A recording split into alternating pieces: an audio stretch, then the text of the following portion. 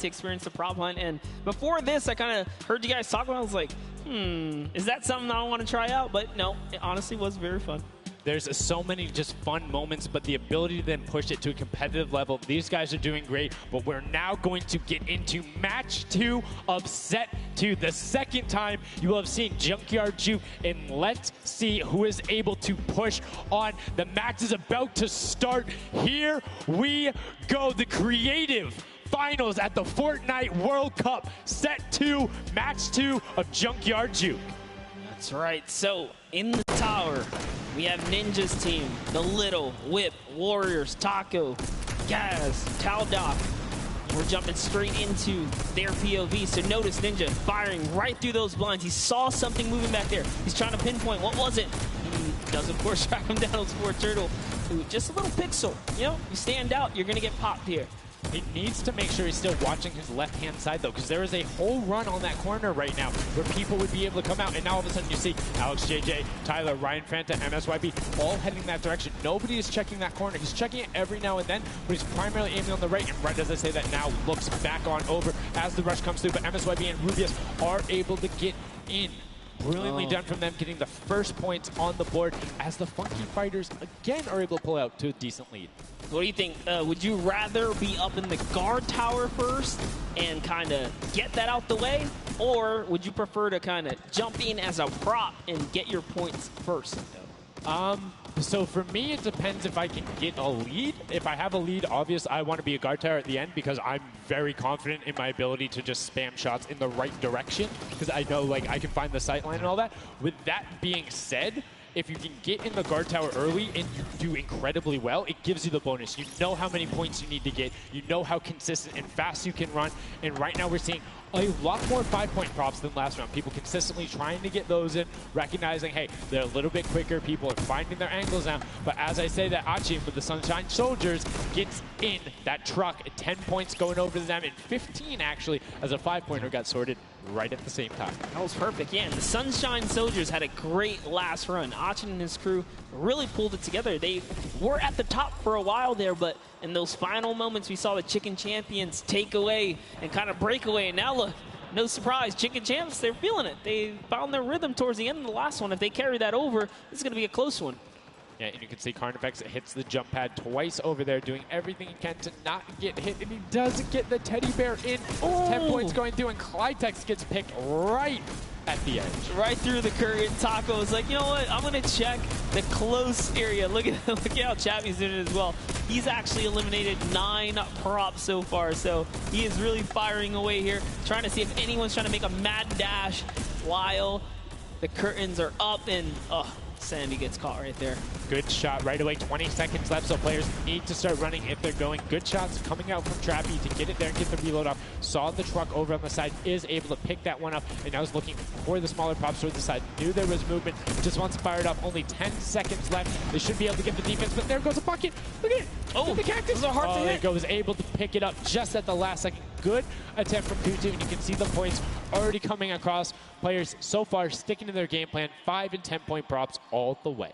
That is the way to go, inch your way up and over to that victory there. But that was just the first round of 4 here. Round 2 is going to begin. What's going to happen now is, again, the guard tower is going to mix up. We're going to see new players in the guard tower, and then the other players that were previously in the guard tower back on the prop hunt floor. Yes, you get 1 round in the guard tower, 3 rounds of running as the props, and you can see right away now you have the Funky Fighters up top, and the shots go out as soon as the blinds go down, not letting anything happen as the props march their way out of spawn. This is fun right here. I love watching these trucks waddle about, really trying to find their way, and they see the light go to change, plant themselves down, and they're back out to the field here.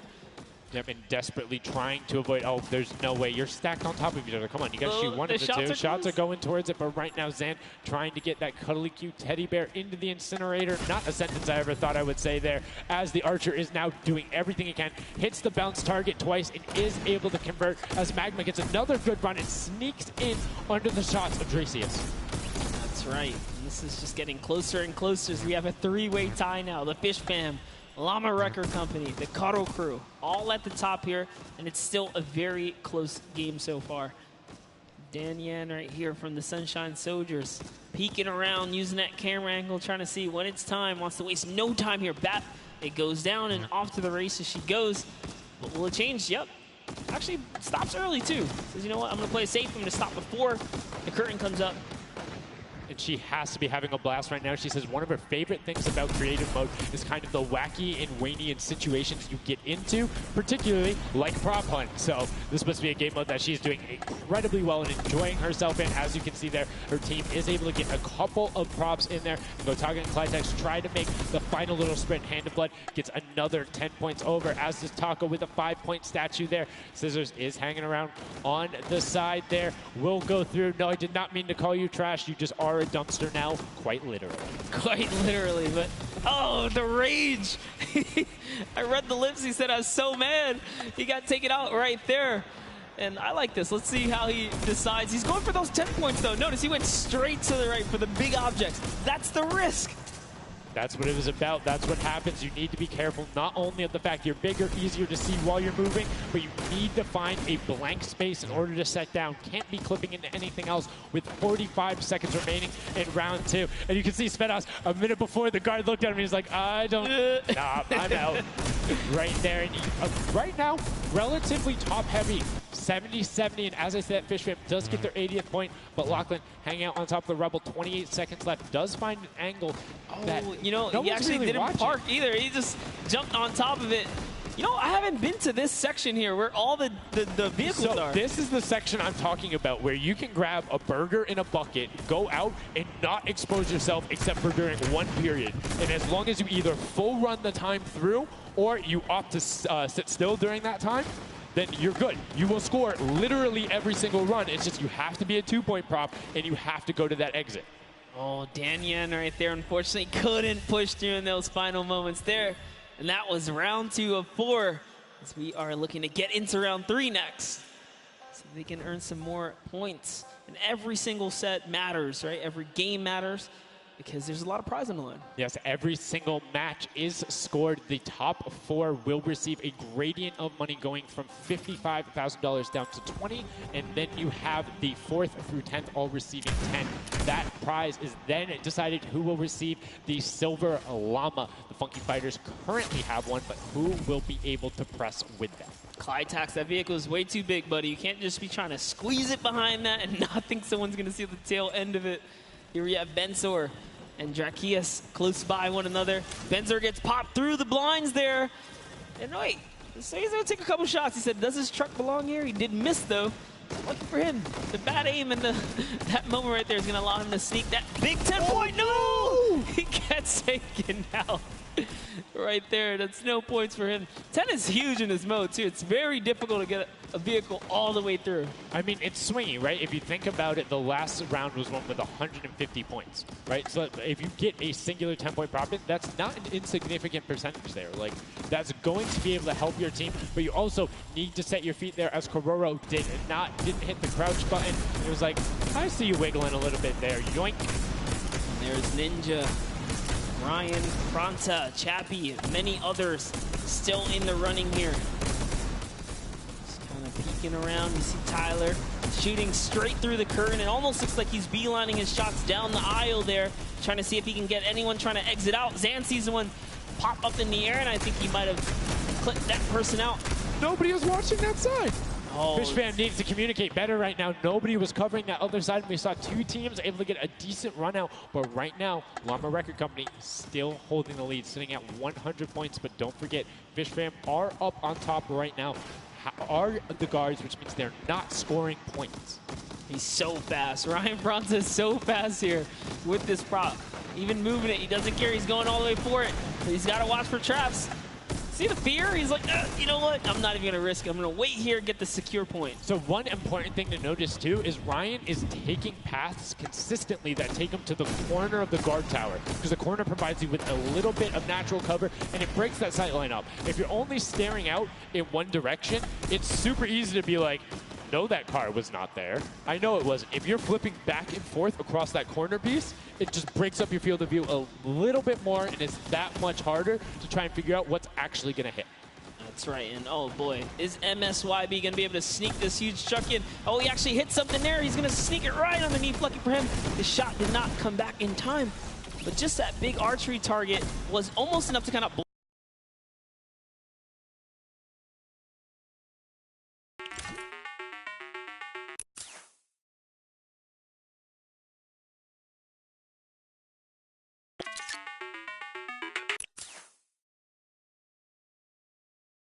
And they'll continue to kind of stay in the lead. And you can see Scissors is hitting a ton of shots. They're trying to get the retribution as the guard, and now we're heading in to our final round of match number 2. So we'll see who the guards are, see what the stakes are, and who will be able to take that #1 spot. Again, first place, $55,000, and that much closer to Silver Llama #2. And again, we have the Cuddle Crew and Llama Record Co. up on defense. Let's check out that scoreboard. And Cuddle Crew, Llama Record Co., first and second. Who will be able to overtake them? And they are so close to 5 points separating. It's a battle for first and second now. Yes, Lackland and the rest of his team are trying their hardest. They have to stop people from scoring. The Chicken Champions get up. They can just easily snag this away, but for now they know the Llama Record Company cannot. They can't take them over.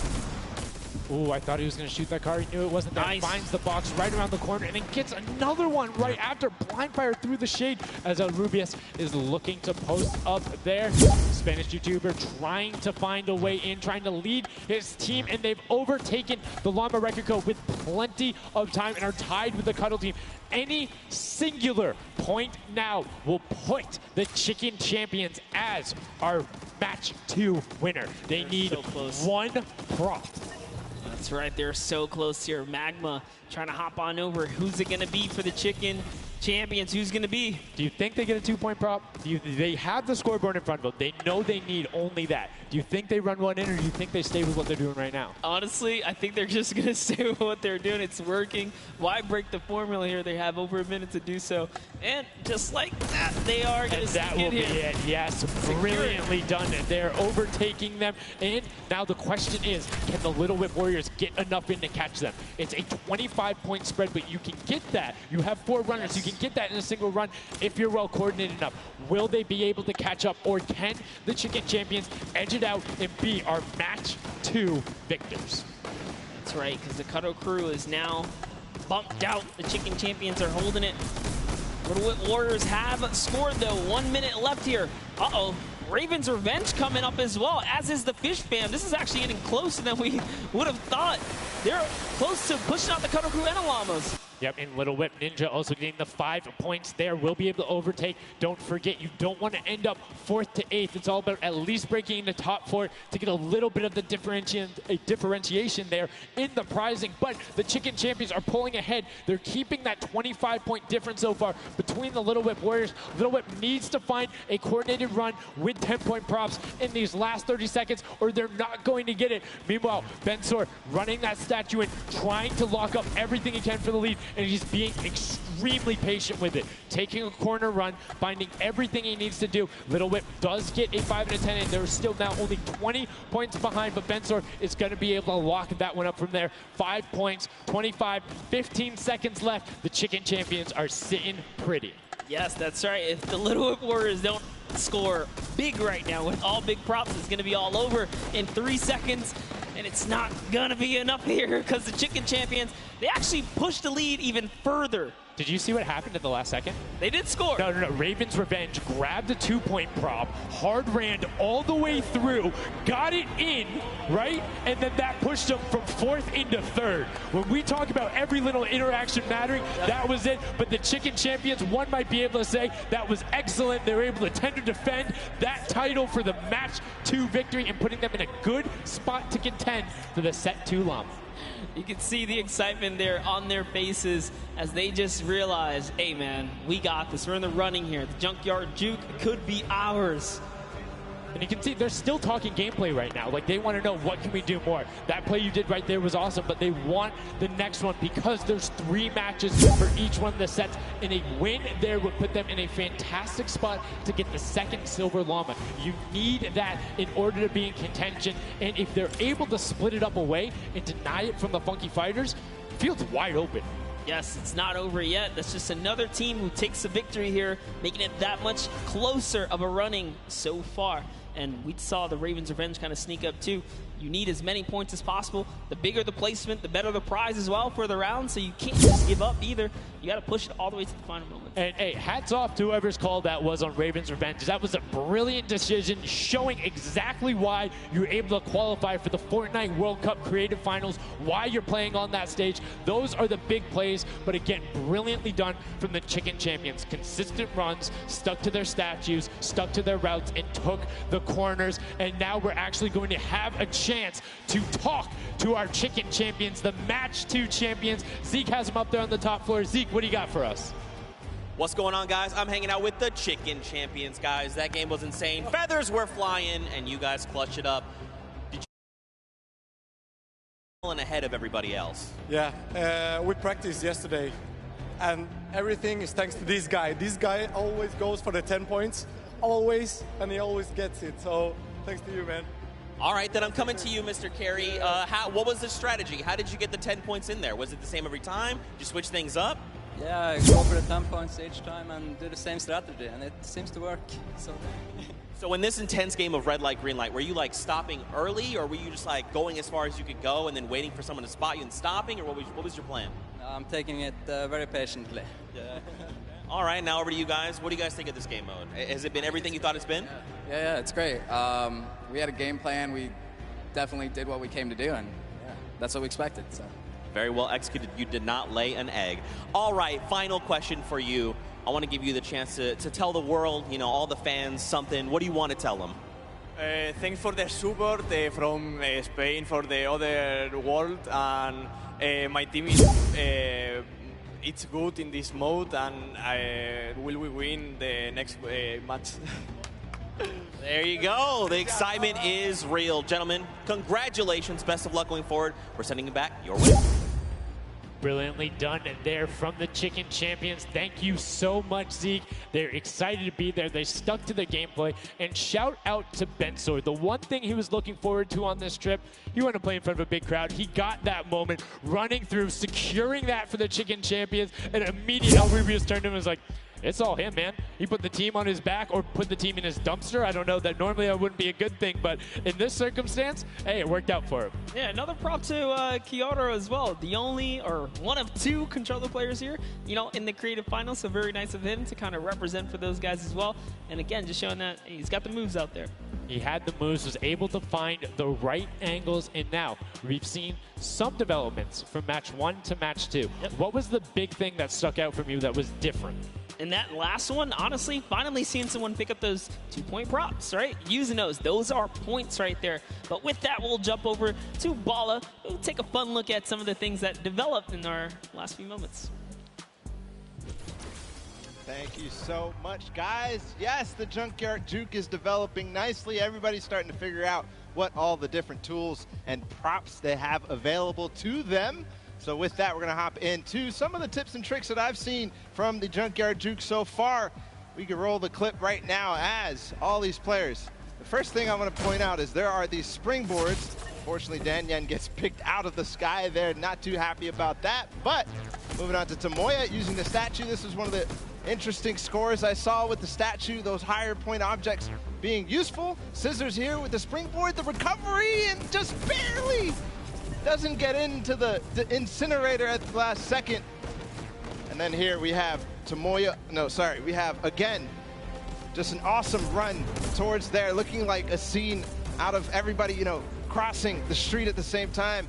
Here's Dracius hitting some amazing shots through the black.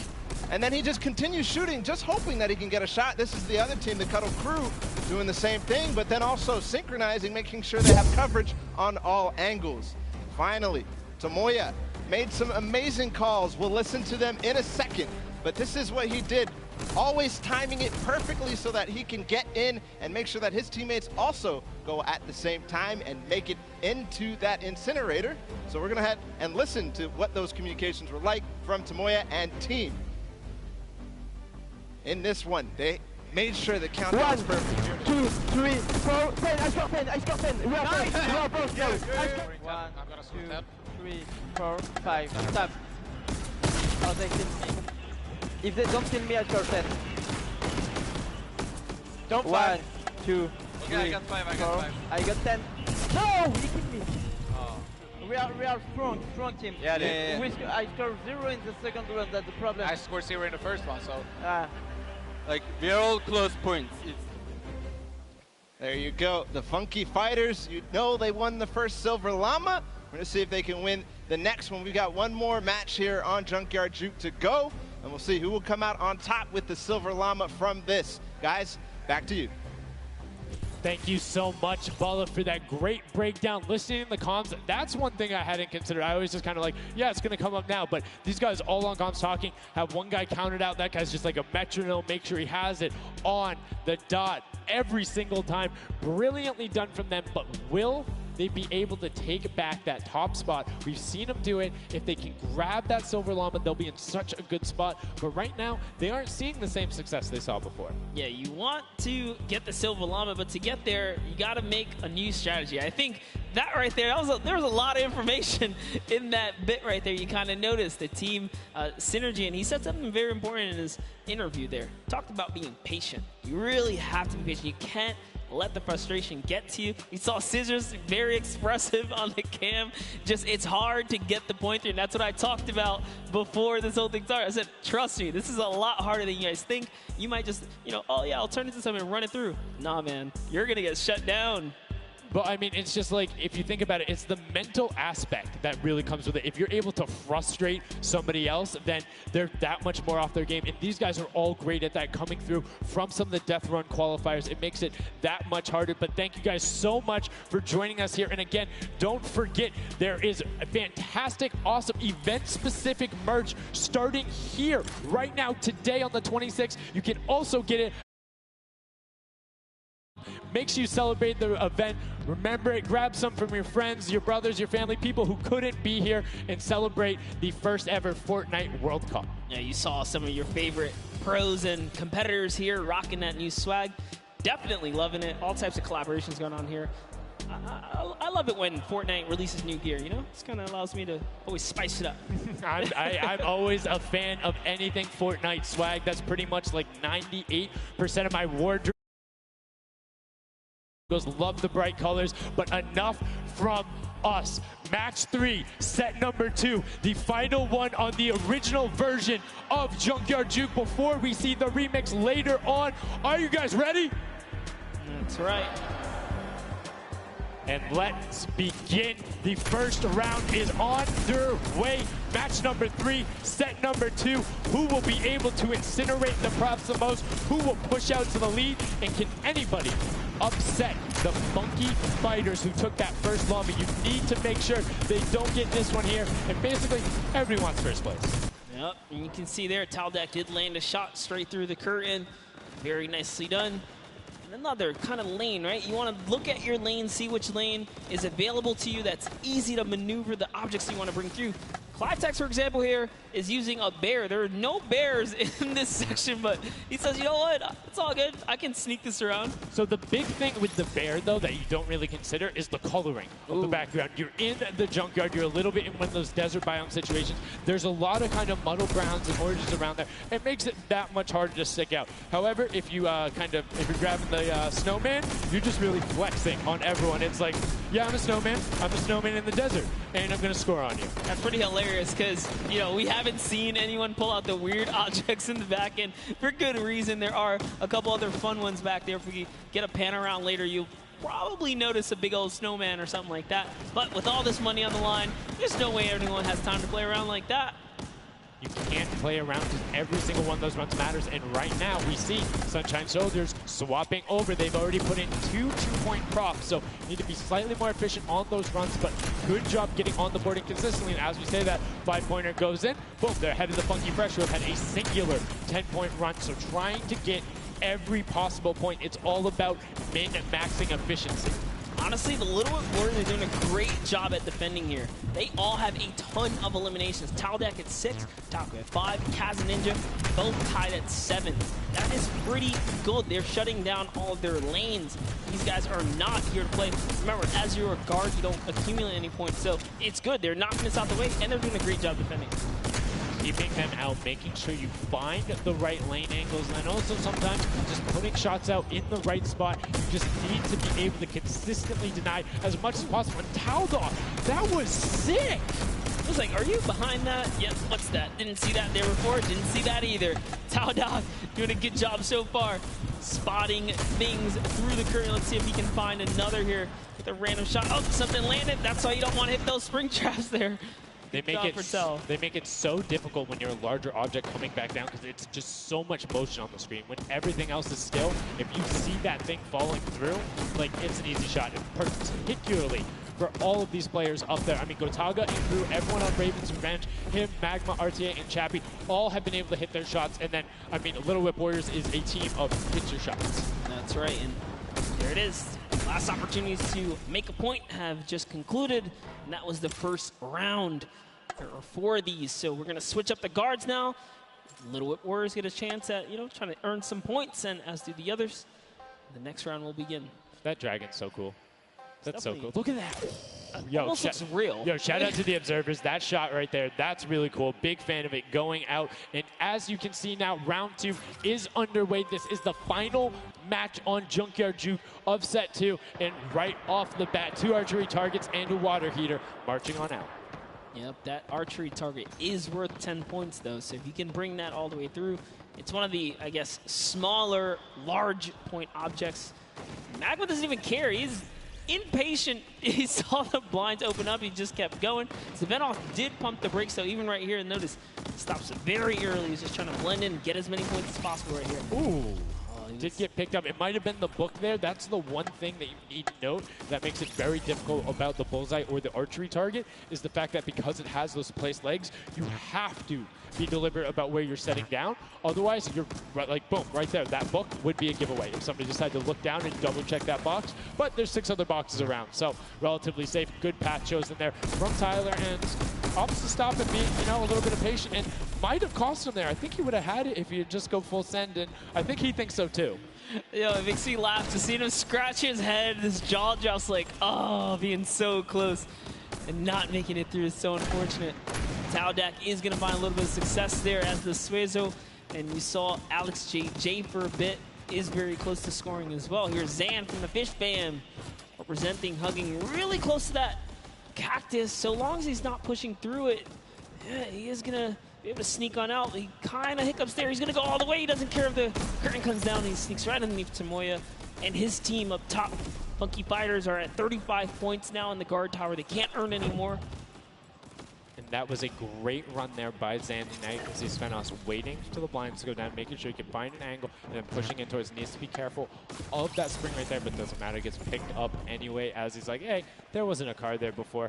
Alex JJ now looking to find a run. You can see Fish Fam and Llama Record Code currently hanging out at the top, but again, haven't had the chance to be up there, so can be expected. Alex JJ now 2 targets, both running out. Good stops at the same time, but particularly if you have 2 people taking the same path as the same item, it kind of has a little bit more of a benefit because you're like, yeah, those were both there behind. There's no way those are both props. That's what I was going to say. I was like, you know what? Honestly, if you see a bunch of the same things, they blend in a little more. It's when something's an oddball that you really start to shoot. So maybe it is a good idea to time it, right? But there's split spawns, so you don't always consistently. There's different spawn points around the map that have the different exits as you go out, so you can coordinate with a teammate. Or what you can also do is sort of bait somebody else to do it, right? So you see somebody is running an archery target, and you're like, okay, I'm just going to grab that too, and then you follow their path. And if they get picked up, oh, well, you look slightly more natural, particularly if you're that much more patient. And you can see Svenos is actually doing that right now with Carnifex. Both of them going into the box. Svenos does hit the spring, is hanging out behind the car, and will get the score. That was a great run from him. Yeah, he actually recognized Horazy was not looking down in the right direction, so he took advantage of that. Funky Fighter let his guard down for just a second there. He did manage to sneak on through. So that was the big point there in the final seconds as this round is now coming to a close there. Next round is going to begin. We're going to switch up the guards. Take another look. And no dancing, just props and shots going out from the guards. Round 3 kicking off in the final match of set 2 at the Creative Finals. Who will be able to take that second silver llama? And right now, you see Bensor is going in for the 10-point prop. Right away, Kutu does get the Mimic, but then opts to go for a different route as players are starting to feel a little bit of the pressure here. You can tell they need to score points. It's the first time we're starting to see some gnomes out there and another teddy bear on the run. That's right, Kantaka representing here. He's putting himself straight behind every object that he can. I love that they're using the smaller objects. It's so much easier to score with those. When you bring those big ones out, it really is hard. He actually put himself inside the truck. You see that? He's following Kuta so close here. Just got to use him as bait, really. As you get behind him, he's safe. Yep, because they don't think they're going to fire twice in there. That's the benefit of it. But right away, you see Kaz, Taco, Chappie. Great little run there from the Little Whip Warriors. That's going to push them back into contention. There's 65 points currently, but a dumpster going in from Hand of Blood. There's another 10 points for Llama Record Co, pushing them up to 90. And they were the winners of that first match. So if they can hold on, they know they'll be the guards in the final round. They need to build up as much of a lead as possible here.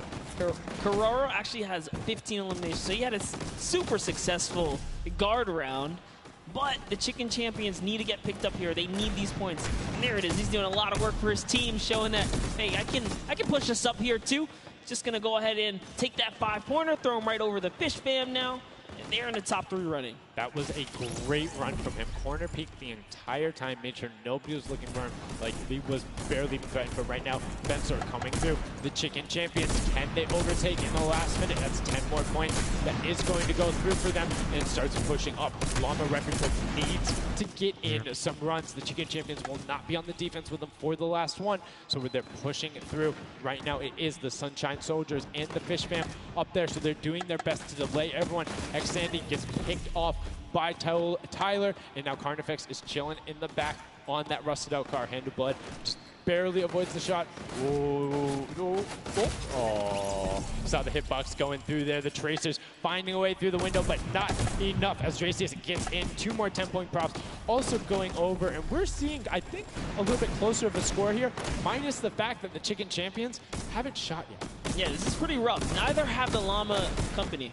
The Llamas have not shot, went into the guard tower at all.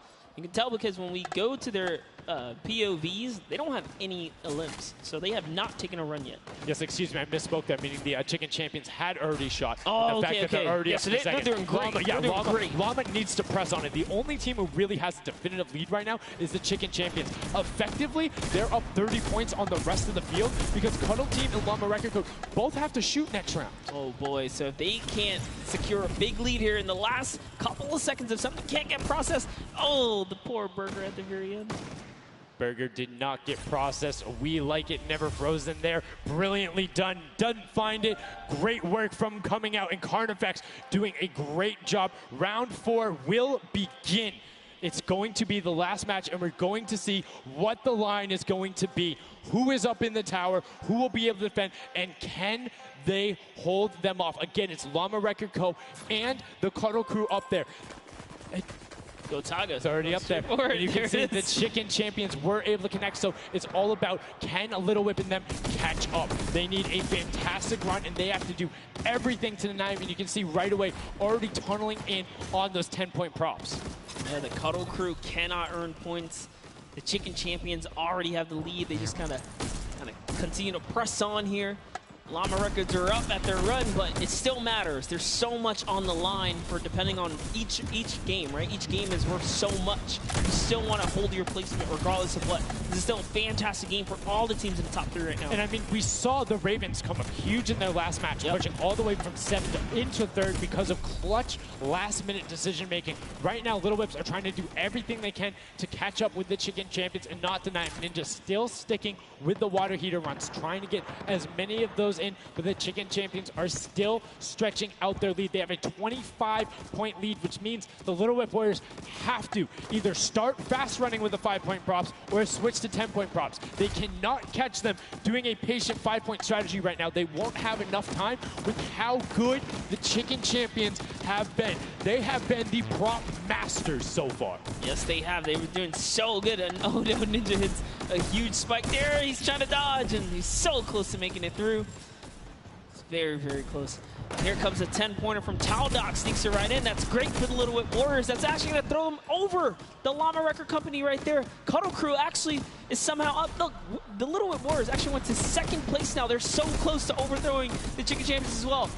It's going to come down to the last final moments. Can the Little Whip Warriors get the runs they need to? You can see Kaz is taking the corner route, trying to find whatever he can, and he's doing it very well so far. Avoiding the jump pads there. Pretty sure Ninja called those ones out on the run since he hit them on the last time. You can see they're only 20 points down. They're all on 5-point props right now. They will be able to do it, but all of a sudden, Fish Fam is right there as well. They're only 25 points up. Here comes a rotation of prop. 5 points will be coming across for the Little Whips. Fish Fam also getting it, but Cuddle Crew does finally get pushed up there. Brilliantly done. 15 points now separates them, but Ryan gets one in for the Tender Defenders, pushing it back up to 25 with only 30 seconds remaining. Rubius knows if he can get this water heater in, if he can be safe. Oh, apologies, hitting so well. He was a statue going on there, and as you can see, hits the jump pad, stays on the corner, will get it in. That's going to be 30 points clear. But as I say that, Fish Fam catches right back up. 19 Non posso desfare di pesce. On Junkyard Juke. Can the last minute scores?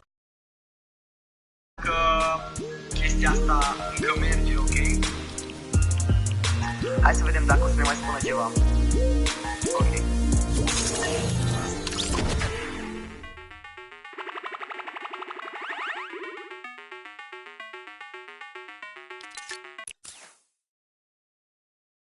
Everyone else that managed to kind of hold a top 3 lead, especially right there in those final moments. Little Whip Warriors, the Fish Fams really coming up at the end there, you know, bumping up their prize earnings, because every round everyone's a winner, but you can earn just a little bit. You can win a little bit more.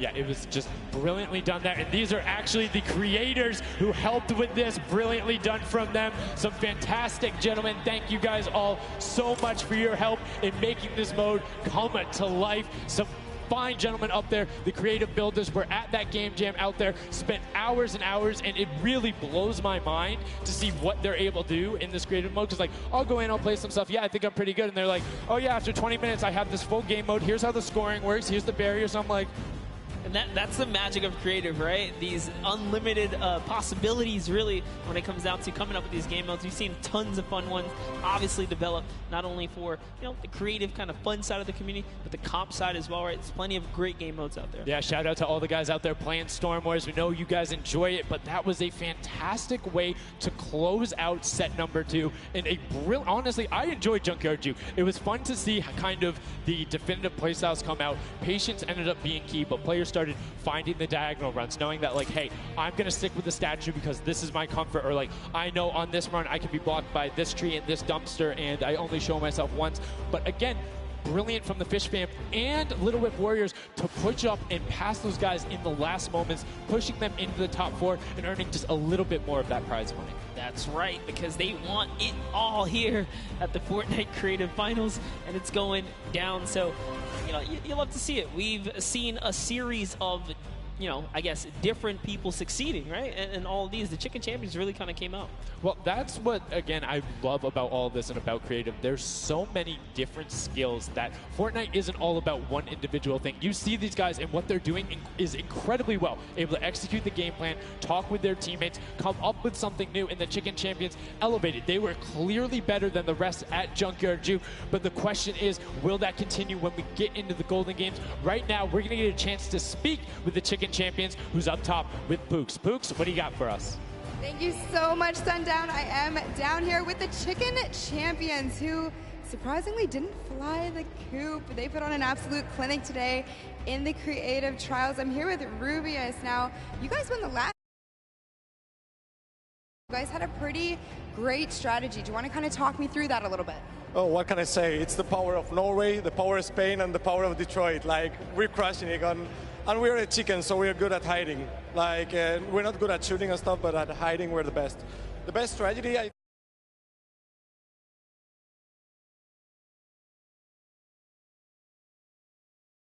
points and stuff like that, and the trick is, don't tell them anybody, but the trick is to go in the corners. Like, no one is watching the corners. It's insane. So no one is watching the corners. I hope all of your competitors did not hear you just say that. Now, he said that you were in charge of taking the big items. Does that put a little bit more pressure on you? No, it's good. It works good, so. So you guys have a ton of confidence now. You have won 2 games in a row. I'm so excited to see how you all perform in the rest of the day. Going into these next games, do you have anything you're going to change, or are you going to keep things the same? We're just going to keep things the same, stay consistent, keep level head, play slow. That's really it. So.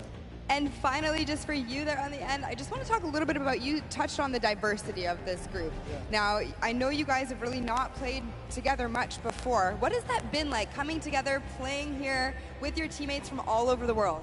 It's amazing. I share these moments with my team, and the next mode, it's amazing. And bueno, this parkour, I think my team is very good in parkour, and I win. We win. You guys are so confident. I love it. Hopefully that carries on into your next games. Congratulations again, guys. Thank you so much.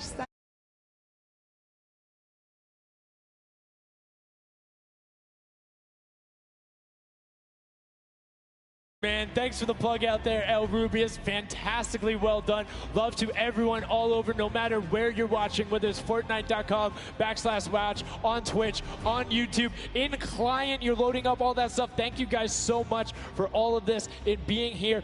Set 2 is done. It's wrapped up. But, I mean, we saw a big shift in the gameplay. We saw a lot of different changes going on, and it's going to be interesting to see what ends up converting into the Golden Games when we see a little bit of a remix on it. Not going to spoil any surprises. I know, it's fine, but I'm just curious to see who is able to then take their gameplay and enact it when you get to think on it, because you get to then process and be like, okay, we were this close. We were right there. If we had maybe like a little bit more aggressive, or like maybe if we were a little bit better on defending, or maybe one person picked a different lane, the result could have been different. And these guys have been so good at adapting to the circumstances that I have no doubt that the Chicken Champions aren't just going to comfortably sit on top.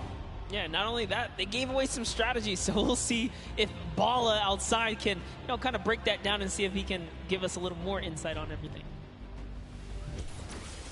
Thank you so much, guys. The action is heating up. It's also heating up outside. Trying to cool off a little bit here at the Fan Festival, but awesome games of Junkyard Juke, and Chicken Champion seems to be racing away with this one. We're going to take a look at some of the moments from that last game and how they won. So here, first off, just having a good time in the front, and also maybe flexing a little bit their trophy that they may have just secured in terms of a llama. We'll find out that later. But their strategy the entire time, they said it before in the last game, they're just trying to go for the high points. They're just trying to score these, at least getting not those 2 points that Monster was advocating for, but go for the statues, go for the boilers, all those things that net you tons of points, and that's how they came out to a lead. Here it is again, them just cheering on. We have the reactions from the Chicken Champions on their win as well. Nice trophy lifts. Maybe they'll be doing that later on here. The statue using that to get above the opponent's vision, their field of view, so that they can't see, they can't hit their shots, and the reactions of the win. Just bliss as they win their second game there on Junkyard Juke. Absolutely amazing stuff, guys. I can't wait to see who's going to earn that and who's going to continue on towards their path to the Creative World Cup champions. Thank you so much, Bala, for that in-depth analysis. Now, I know you guys want to see the standings. We want to see them as well. Unfortunately, there was a slight little hiccup. We want to make sure everything is right because this is a huge moment for all of these guys up on that stage. So while we sort that out, we're going to go to a quick break. And when we come back, we will have the standings after set 2 and then move into set 3, which is the world premiere, never before seen world run. So if you need to go do anything, go do it now. Take your bio breaks, take care of everything you need, and then we will be right back.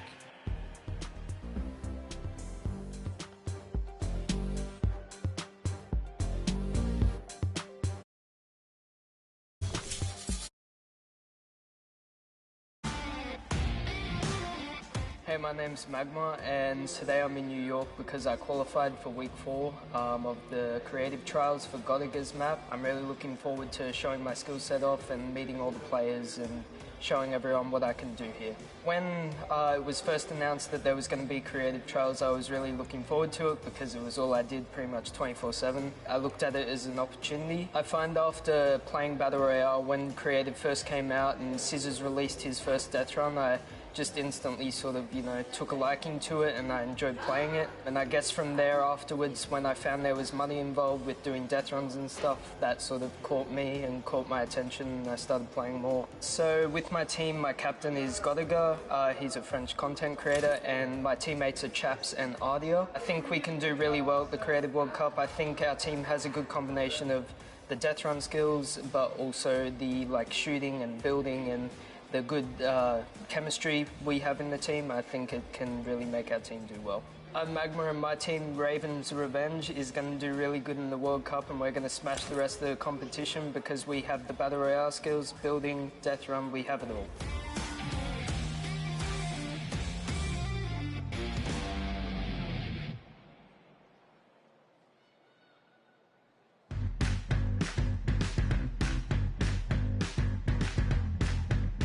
I am here in the production pit. I am in engineering row right now. I am joined by my friend Peyton, and he does the robotics. Let's talk a little bit about that. What do you do specifically here? We have a bunch of robotic cameras around the arena that we shoot different angles from, and we're able to pick up shots of the players that are playing the game. We also do a lot of crowd shots, so we're able to shoot the audience and get some really great reacts for both the stream and for the front of house feeds that go up on the screens. Well, you guys heard it. If you're out in the crowd this weekend here live for the Fortnite World Cup, show us some energy because Peyton is going to be looking for your reactions and you could end up on stream. Do you want to play with it, see how it goes? Of course I do. That's not even a question. I'm so into this right now. This is amazing.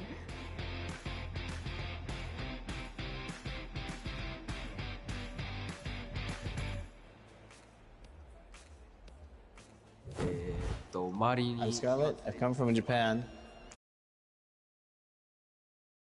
Players that I've seen on the internet. My favorite place to drop is Fatal Fields. If I win the Fortnite World Cup, first I want to buy a house, and then I'm going to eat a lot of food.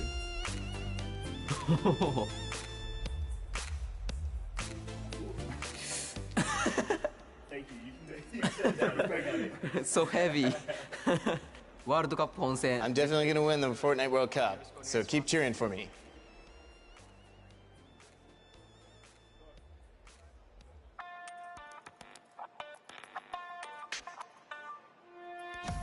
Hi, I'm Fortnite and I'm here to compete in the Creative World Cup. I competed in most of the trials and was really excited when they announced the bonus weeks after the original 5 were over. And I competed in the Jaded 100 level map and I had to speed run 100 levels as quickly as I could. I really enjoy all the different styles of maps and death runs that there are, and I really enjoy speedrunning them and trying to get as good as time as I can. The moment I found out that I qualified, it was just insane and I wasn't sure if I was going to before that, and it was just crazy that I am here. And Fortnite and the Sunshine Soldiers are going to win because we have 2 captains, so we're twice as good. What is going on? We're getting some good practice here for the Fortnite World Cup Creative Finals happening very, very soon. A lot of first thoughts, first looks.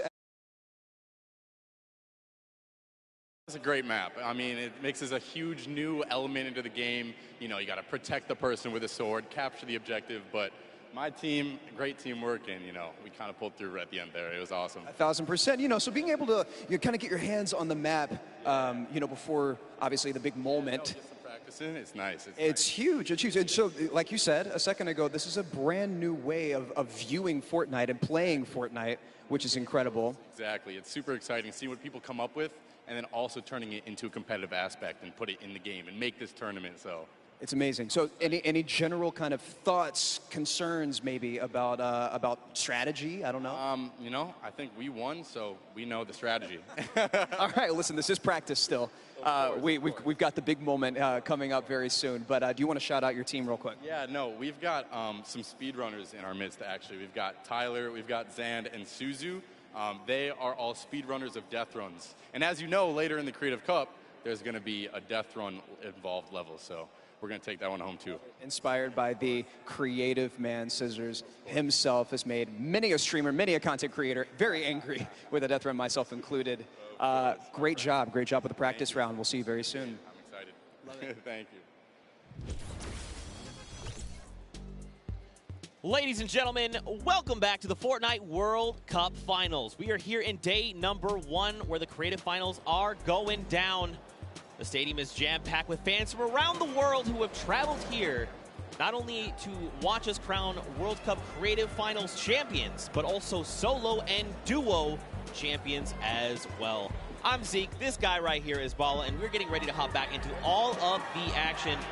Now, I think, you know, we've seen a little bit of the first 2 game modes. You know, we got to see a little bit of the Sky Station Showdown. We got to see a little bit of that Junkyard Juke, but there's actually something that Sundown teased, and that is the World Run. Yep. The World Run coming up next. It is an awesome, you know, it's something that I think a lot of these players are used to. Yeah. And I think they'll be very, very comfortable here. We'll have to see whether the challenge of the obstacle course will be, you know, anything that these guys can balk at, or if they're going to be able to just cruise through it. We'll see. It's going to be fun, though. Well, it's going to be really interesting, right? A lot of these players are very familiar with death runs, and it's very, like, mechanical, right? Yep. If you know how to execute, you can get through these obstacles, but you have to kind of get your eyes on them first, figure out how they work, and then make it through. So I think it's going to be very interesting, very fun for everyone here, and all the players as well. I'm hoping to see someone make it to the end. I don't know that anyone will, though. We'll see. 30 coins, and from what we've seen in practice between us and other people, it's very difficult, so we'll see. We'll hop into the overview and stuff like that later, but just to give like some examples of the things that there are, there's, you know, the trap, trying to trigger them, making sure you move. Impulse grenades are in play in this. There's some lava, all sorts of treacherous things you have to get across in this world run. A lot of Neo jumps as well. And again, massive shout out to the 17 content creators that helped put these maps together. Mad props to you. You know, their hard work is being shown here on the stage. And these guys are at home, here, of course, playing it as well. In case, you know, you guys forgot, I'm Zeke. This guy right here is Bala. We're getting ready to jump into these next few matches. We'll get you guys up to speed with all the format and all those things. You kind of tease it, but we'll get there in just a moment. And very quickly, the Chicken Champions were actually the winners for set number 2, Junkyard Juke. Let's take a look at them right now. They were overall victorious of that last set, and there you go. The Tender Defender is there in person to congratulate them, Bala. Rubius and his team, they worked hard for it, and they are the victors. Yeah, and warming up for the next run, but they know now they earned the Silver Llama for that set, so it's 1-1. Woo! Chicken Champions earning their Silver Llama right now. They're surprised because they were getting ready, but here it is. Rubius is like, wait, do I actually get that? Is that actually mine? Yes, it is. Yes, it is. So, you know, they are the current set winners. They have a Silver Llama for themselves. So that's now 2 different teams that have a Silver Llama. With only a few set matches left to go, I believe, you know, if the Chicken Champions can secure themselves a second Llama, that would be huge for them and their team, but we'll have to see how things go for them. And the timing of the Silver Llama couldn't come earlier because they're about to hop in. This is definitely a booster for them in terms of their emotions, in terms of their confidence going into the World Run, because it is precise, it is difficult. You have to make sure that you hit it, otherwise you're wasting time. It's going to be a race between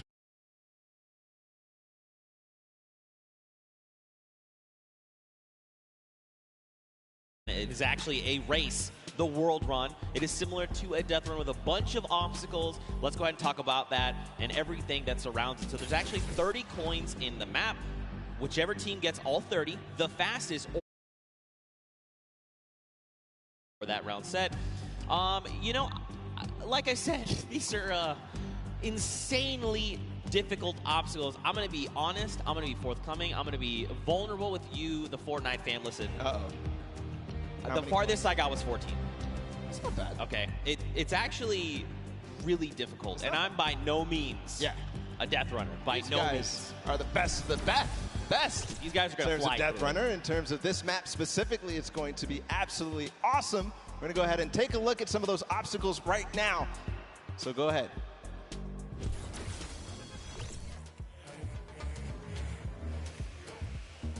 We're going around the world in this new creative team, Death Run. In this challenging new creative game, 8 teams of 4, led by some of your favorite content creators from around the world, will compete to collect all the coins in their lane faster than everyone else. The first team to collect all coins in their lane wins. If they don't finish, the number of coins they collect will determine their placement. If a player is eliminated, they'll respawn at their most recent checkpoint. Any team member can grab a coin for their team, so players will have to work strategically to gather all of the coins before the 10-minute timer runs out. It might sound simple, but it ain't easy. Players have no mats and limited items they can pick up along the way. Each team will have to use teamwork, communication, smarts, and speed to make it to the top of the leaderboard and take home their piece of the $3 million creative prize pool. Ready, set, run!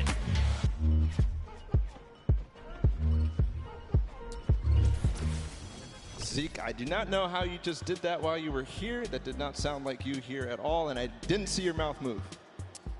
I'm magic. That's just how it goes. That's just how it goes. But yeah, World Run, you got a little bit of sneak peek there. We're getting ready to hop into these games right now. Speaking of which, let's just go ahead and do that. I think this is going to be very, very fun. We are getting ready. If you guys here in the stadium are ready and excited, let these teams hear it. Let's hear you right now. Man, that's so weak. No. Okay, let's pretend the first one never happened. Like I was saying, if you guys want to let these teams know how you're feeling, let them hear it. Yeah, that's what I like to see.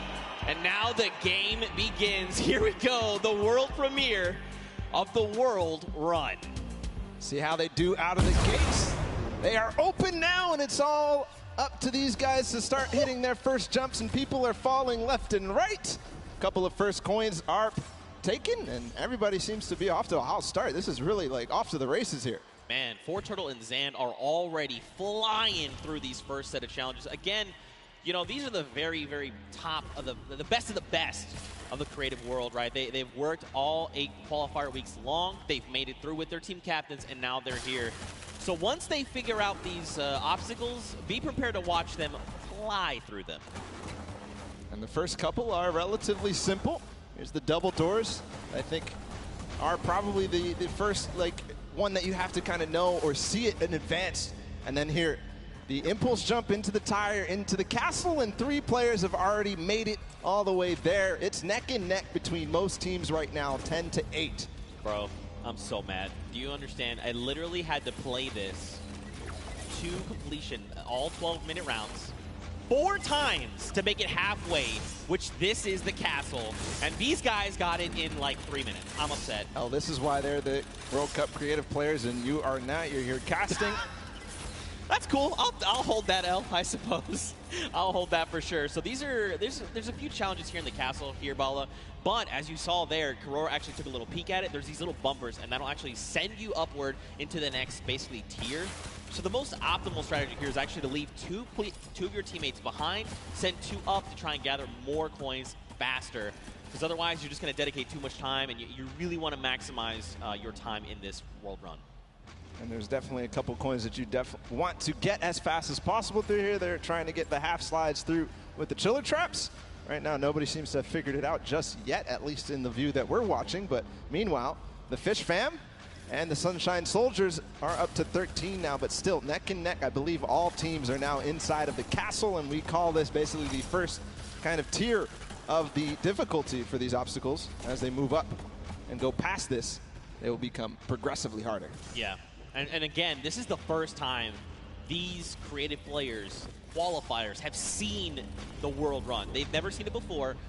They have just, you know, they are mad. Their skills are insane. And look at this. Taldeck's already up on the next tier. So he's probably telling his teammates, all right, look, up here, I just use this bumper. What do I have to do? So he's already trying to figure it out. I like it. That's not me. The moment I hit that pad, I was like, I guess I just keep moving forward, and I kept running. I love this experimentation. He's actually also communicating back to his teammate at the same time, because he went over that bumper and he's looking, do I have an opportunity to go back here, or is this it? Do I have to go forward? Just like you were alluding to before. And now he decides, okay, he tells exactly what's going on to his teammates, Ninja, Kaz, and company, and they move forward. Alex JJ, though, is off to really the races. He's way ahead of everybody else, I think. But no, there's a Raven's Revenge. No, it's Svenos. It's his teammate. They're moving. Yeah. They are moving. So what's tricky about that last jump there is those little directional pads will give you forward momentum, but in jumping you lose some of it. So you actually have to make it in a straight run. There you have to trigger the trap, get the impulse to make that precise jump, land on the other side, trigger the trap in one fail swoop, while also taking a step back to keep yourself safe. Now there is a little few secret ways to kind of trigger certain traps or get around certain obstacles. We'll have to see if these players discover them. But like you said, man, Svenos is destroying the game right now.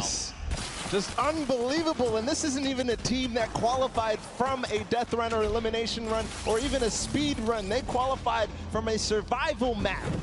And he's doing things like this. He is leading the pack. There's a Fish Fam up ahead of him, though. Yep. They're not hitting this just yet. This is so precise. You have to change the altitude. Is he going to hit it? No. Second try.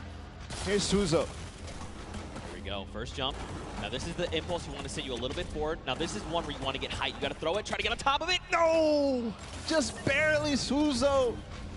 And he's at 21 points right now in third in terms of coins.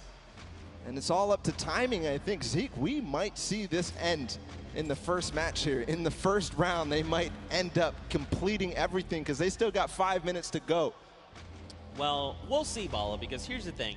That obstacle there is called the ice jump. But this next one that Turtle is at, we call this the double danger. Let's just look at this real fast. This is really tricky. He already knows. He's already downloaded. He already knows what must be done. So you actually have to double hop, double bunny hop, land on the edge, take a step back, trigger the trap without being eliminated, right? Then you can walk up this small ramp. Then, depending on how you want to go about it, you can just go forward. Yes. He actually makes... Okay, I'm upset. Third try. I'm leaving. I'm done. Poor Turtle. Incredible. And he gets the coin in one swoop. Oh, my. But one thing, we have to look at the scores right now. 5 minutes to go. Fish Fam is at 26. They only have 4 coins remaining. But everybody else is starting to fall behind. We're starting to see the Fish Fam come way out above here of the rest of them. That's because they probably have the majority of their players through. The majority of the players are collecting those coins. There's Turtle. He makes it through the double danger, collects the coin. Now, what do you do from here? They get up. Man, this guy is absolutely insane. There it is. And, you know, for Turtle, it's funny because he's just excited about being here, able to compete on the stage in front of, thousands of people and all of his peers.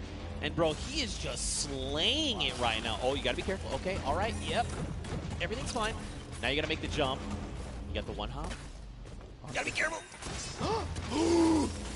That is... Gotcha. That is trap, baby. That is the first time I've seen that. I've seen the theory. I mean, I've heard it theorized, but I haven't seen that yet. But Fish Fam, I was wondering. It's Scissors and company. 26 points. They're not at the same point that the Sunshine Soldiers are at, but they're at 26 total, the entire team. They have clearly synergized with Scissors here, but looks to be that even the Ravens Revenge are stuck at 26, so this might be a difficult one to get past. Yeah, this one, so the tricky bit about this one is there's actually no checkpoint in between here. It's where you need to get to. That's what makes the double danger that double dangerousness. 26 points across, and there's only about 3 minutes left, so these guys really have to focus up, try to get through. Now, the key thing going forward is, again, this is a test of speed, right? So a lot of these players are seeing the traps, they're making it through, memorizing kind of what they have to be doing to make it through these obstacles. Zan's already through. And that means when they get to come through next time, it's going to be that much faster, right? They're going to be just tearing through all of these obstacles like they're nothing. Hand of blood, Lachlan, here we go. Does Lachlan make captains. Oh, hey, this is important too because they still have coins to earn on their own. Right. They're all the way in the back. They're not earning the coins. They're not helping their team out in front, trying to figure out the obstacles. But 2 captains back there Ooh. Okay, all right, trigger the other one. Yes. All right, land on it, trigger that one. Dude. Is he gonna get it? Nice dodge! Whoa. This is insane right now, and there's the second player to make it through for Turtle into the door. No! Nope, and look, you drop back down. So that's the challenging part. We call this thread the needle, right? You have to make it in one go. This is extremely difficult, and this is where a lot of these players are going to get caught up. But Turtle is a legend.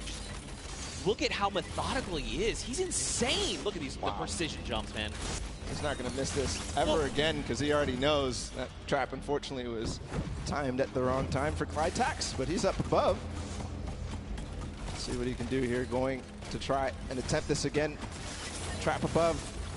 When he lands on that, he has to jump at the right moment, then slow himself down for Turtle from up above. Still back. Nobody has passed this point just yet. All right, first trap, second trap. Hop across, take a step back. Nice.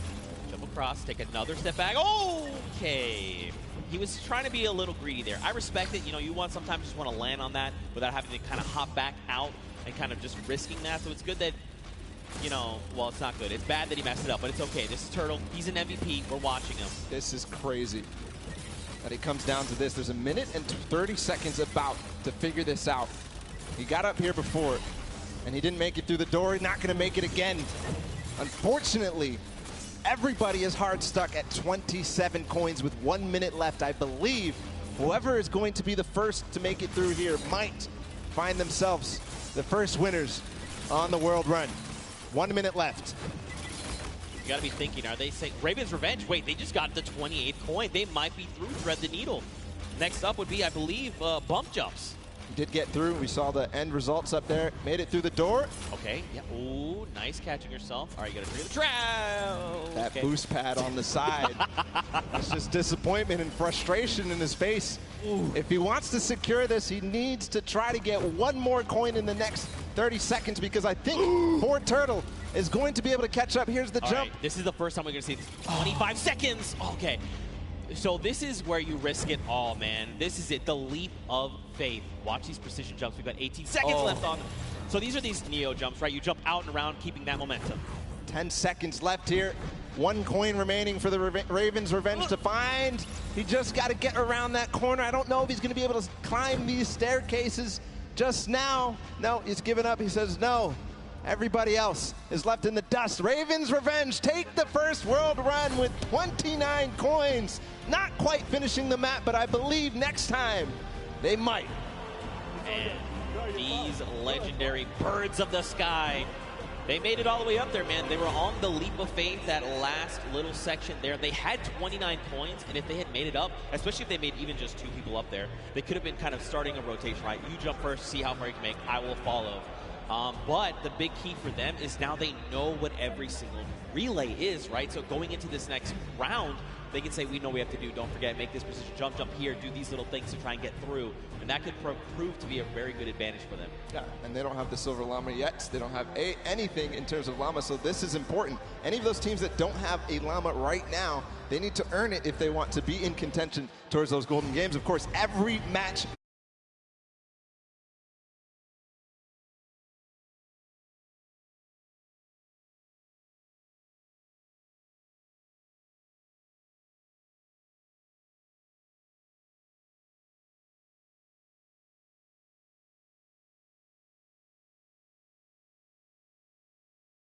Finally, he got stuck on that one at the end. I don't know what you were calling it. It was a nice twist of the tongue, but just amazing there from Ford Turtle to be the first every single time.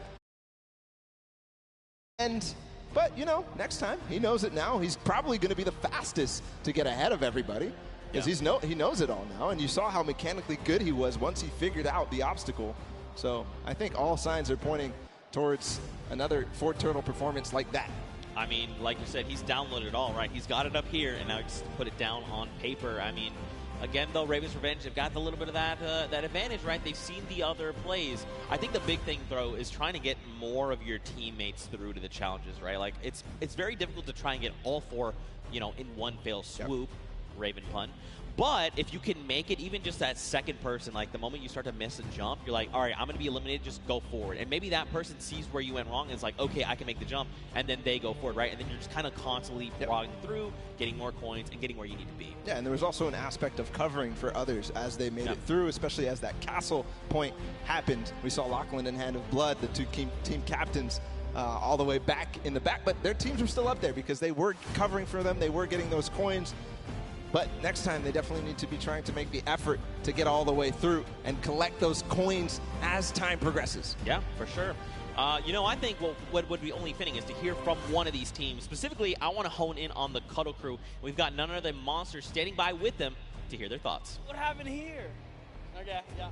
All right, so here you have it, Lachlan. I know, I've heard from the grapevine, these guys and yourself actually qualified for the creative finals through a death run, and boy, oh boy, I just got to know what happened here. How did this translate? This is a death run. What happened, Lachlan?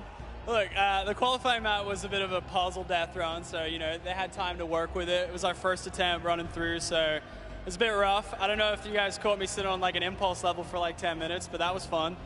So we're not going to do that this time.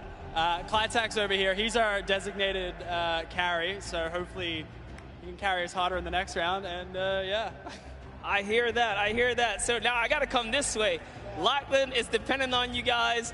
What was going on? Was the death run, did it catch you by surprise, or was it just certain tricky moments that kind of choked you up and had you hung up there?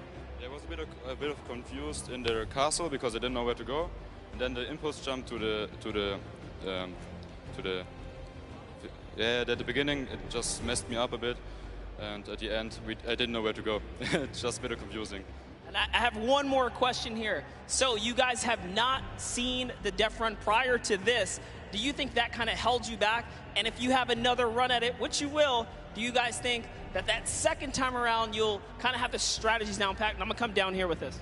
Yeah, I think that the first time around is always the hardest because, you know, you're kind of going into this environment, you don't know where to go, but the second time around, I think we'll be a little bit stronger and hopefully we get better time. Absolutely, I bet it. So once again, this is the creative finals here. You guys, like I said, Lachlan pulled through with the puzzle death runs, but just showing the difference here. So we're going to send it back up to you guys at the desk.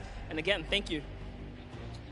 You know, Lachlan, you are good at many things, but apparently you're showing the world you're not the great at impulses. But it's okay. You're going to have another shot and showing them that the original thought we had is wrong, because I know you can do this. I know you can. We had a chance to talk earlier, and you're like, bro, I'm the best. And I was like, I know that. Show everyone that. You just got to show them, Bala. You know what else we're going to show them? We're going to show them the standings after that first game in this set right now. Who ended up where in terms of the prizing and where they are on their journey to the llama at the end of the set. So it's $5,000 and that much closer to the silver llama. That's right, but don't forget, Funky Fighters and the Chicken Champions both have those silver llamas. That is going to be a massive determining factor in going forward. You know, if you're Raven's Revenge, you are absolutely looking to try and snag that silver llama if possible, because that's going to put you in contention, right? Then you have to set your eyes on the gold llama for the tiebreakers. But all in all, to be able to kind of come through and win that prize money for you and your team is massive. They have confidence, right? And again, I think the only other team that stands right in their way right now is for Turtle. This guy is a maniac. He's showing us that he is. Let's see if that happens here in game number 2. The Sunshine Soldiers fell short, but Ford Turtle showed us all what he was made for. And I think we're getting ready to go into the match. As all the players are loading up right now, there's the Fish Fam, Scissors and company. They're all about to start. The gates are about to open. Guys, let's hear it for them. Ah, there you guys are. You're paying attention. I respect it. Here we go. 10 minutes. Countdown has begun. The gates are open. And now here we go. Fusey is first out of the gate, immediately just flying. You can see this is completely different than before, right? Before, people were kind of taking their time. Hey, what's this? I can't see where this ledge, what's going here? Let's sit here and inspect everything. That's not the case now. Everyone is just flying through these obstacles. Yeah, a couple of these guys have not gone down yet. Here's Magma making his way through with the Ravens Revenge. This was the team that came out on top and was the player that led them all the way up to those treacherous stairway that we saw at the end there. Almost getting up around the corners. Here it looks like we are almost to the castle for Turtle. And this is the player we were talking about so much, Zeke. That's right, man. A legend in every way of the word. Stewart almost making the jump for the Sunshine Soldiers as well. Unfortunately not. So this is this trap, this obstacle, very precise jump. You actually have to impulse a very specific way, at a specific angle, at a specific distance away from you to make it all in one jump. You can also, I hope they're not listening, but you can turn around and actually impulse backwards, right? So you base away from the tires and impulse yourself backward while jumping. Again,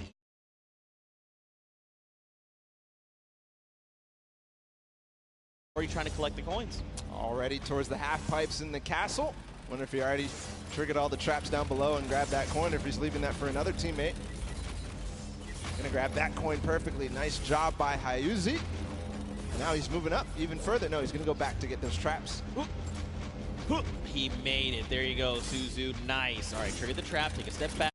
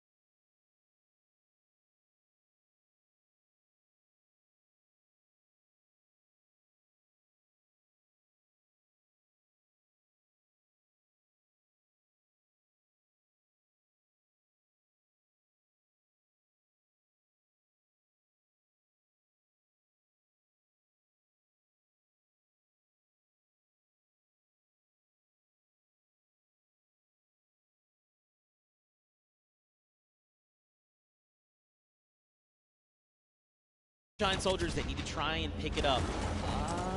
Here we go. Nice, but get across. Nice.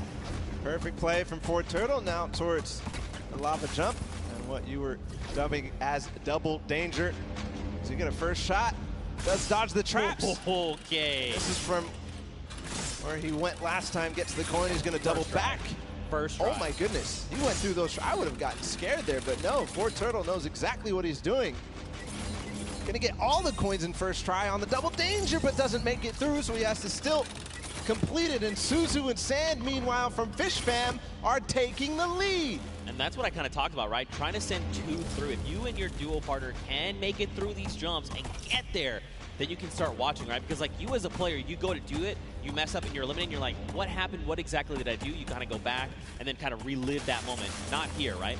This is the moment that they were all stuck on for so long. Suzu knows it now. He's not going to hit the first time. Zand also attempted it at the same time. Not going to work out just yet. Here they're going to give themselves the opportunity. Suzu trying again. Triggers two. The third, yes. The jump. Right, yes. Nice. Oh, and Zand. He was worried there that he might have pushed the door off. Not sure if he made it. I don't see him falling down. Yes, he did make the doorway, and now he's back towards this thing where he has to go under at the same time as triggering the trap. He does it. He's back to the stairs. The Fish Fam only need one more coin, and they're about to do it in 5 minutes. It is so fast here. The last time we got here, it was 1 minute and 30 seconds. So one more coin for him to complete the map. He makes it farther than any player has yet so far. Where is the next pad? He actually found it first try. I don't believe it. No, that was not where you gotta go. You gotta go back inward. It's okay though. He's gonna get another shot. Man, that was very impressive. Honestly, I would have been like, where am I supposed to go? But that's why this is called the leap of faith. You've got to jump around that corner and hope that something will be there to catch you. Faith he has. And with 4 minutes and 50 seconds to go, not a single person, not a single soul in vision. He's going to have plenty of time to work with. We'll see if the Ravens' revenge can repeat and get back to where they were, but it looks like Sand is also going to join as well, but no, he falls just before, yes, Tyler too. So the Fish Fam is coming through in big numbers at this last leap of faith. And you know what could be huge here for Fish Fam if they can make it through the leap of faith and they can actually get this coin, what's going on and try to get this practice in, the better. Here we go. Nice. All right, you got to jump in and out and around. Out and around. Yes, use the wall. Okay. All right. Yep. Look around. Uh-huh. Yes. All right. Okay. All right, here we go. Wait. Last jump. And he needs to hit the coin. This is going to be it. No, he didn't. Just barely missed there. Finally hits the bouncer, and he's gone. There it is. The first players to complete the world run in 5 minutes and 52 seconds. An unbelievable time compared to what we saw last time. But still, the remaining teams have to battle it out. Back to the Ravens' revenge. They're still on the double danger, and they are going to get through. He has to hit the door, though. Oh, he almost fell all the way back down. Here we go. Not finding the speed, not finding the bounce there. Threading the needle. Oh. You hate to see it. Now, don't forget, remember, Ravens Revenge was the first team from last round. They made it here, and they're already kind of right back where they need to be. You've got the Sunshine Soldiers also going for the leap of faith, but look at how many coins they have, right? In theory, they should be at 29. This should be the last coin that they need to pick up. But someone hasn't picked up points. Now, where? I'm not sure. But that could make or break their performance right here. That absolutely could. We know Sunshine Soldiers had a great performance last game. Ford Turtle has completed the map. If you see him up there, he's just watching on down. But the Ravens Revenge seem to have completed just a little bit more. Everybody now, I think, going to be trying to attempt these last couple of jumps. And they must try to complete the match. But important to note is the Ravens Revenge in second place right now. They need one more coin as well. That puts them in a huge advantage for that Silver Llama when we go into the third game. What just happened there with Stewart? He just climbed to the top with the tires. That's right, the secret tires. See, these are little things you discover as you're... Oh, it's okay, Stewart. Don't worry. Take a deep breath. Line it back up. You've got this. 2 minutes left on the clock, Bala. Taga all the way in the back. He's catching up with his team. He's going to hit that. Can he hit the last one? He lost a little bit of speed, but he does. So he's joining up. Maybe he can collect any coin that he missed. No, it's actually going to be Arthur up here. He's got to finish the leap of faith as well. So a number of teams here. Man, you got to think, if you're everyone else, you've already seen the Fish Fam stop that timer at 5:52, right? Just under 6 minutes. So you're thinking, we have to go. We have to be hitting these jumps, and that's just applying more pressure, right? Especially with a crowd here roaring as well. You know, there's all this pressure on the line. Nice jumps here. All right, keep looking around. Yeah, you see it right there. Bounce off the wall, out and around. Oh! So difficult. So challenging. He's learning the reasons why right now. He's going to continue to get more attempts. Meanwhile, the Funky Fighters have gotten their last coin up to the final one. Kuto being the player who gets there. He's on the leap of faith as well, so it's just head-to-head against these two. And this is very important for Funky Fighters. They need to stop Ravens Revenge. If anything else, getting second obviously important, but also because it's head-to-head against Ravens Revenge, this is such a meaningful final jump. And, I mean, don't forget, they were the winners of that first round, so they already have points built up from that. If they can secure this last coin, that could be massive heading into the standings. But again, we've just got about 50 seconds left here.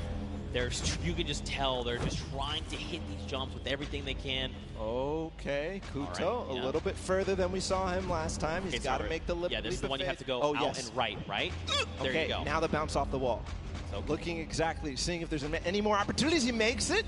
Okay, this could be clutch. Bounce. This could be clutch here from Kuto. Just gets to the top here, and then he needs the bounce pad. Yes, perfect. Just the coin now. He gets it. There it is. 9 minutes and 23 seconds ahead of the Ravens Revenge. Still time on the clock, though, for the Ravens Revenge to collect that last one. And what's impressive, too, is that 2 players have actually completed 4. The players up above, but now the rest of them, 1 second remaining. It's still going to be the Fish Fam, 5 minutes and 52 seconds, who take that one. That second map of the world run is down and done. Man.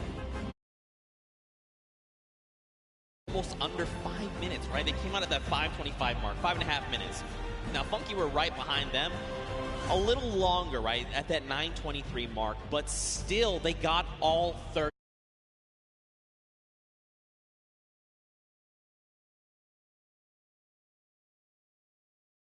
could very well make a big difference heading into tiebreakers. But again, Fish Fam, way to show up. I respect it. It's crazy, the improvement from game 1 into game 2. Yeah. It was just awesome. Raven's Revenge obviously in the first match coming out ahead, but Fish Fam clearly improving all across the board. It wasn't just one person. It felt like it was the entire team because that time was unbelievable. That's going to be hard to beat. Yeah, we'll have to see who else can do it. Again, you know, Raven's Revenge had a fantastic showing. Funky Fighters showed up there at the last moment. And then, obviously, the Fish Fam. But don't forget, you still got players like Fortnite over on Sunshine Soldiers. Everyone, all of these teams have someone that's going to get them very, very far, right? We've seen that. But now the question is, heading into this next match, what does that mean? Fish Fam have already completed it. Funky have already completed it. Raven have gotten close. Does that mean we're gonna see another 5-minute timer? Could we see it even faster? Raven's Revenge needs to figure out how to end the match. Because if they don't, then they won't be able to get ahead. They won't be able to close out, especially as other teams go ahead. Fish Fam knows how to complete it. They've proven that they can complete it, and Funky Fighters as well.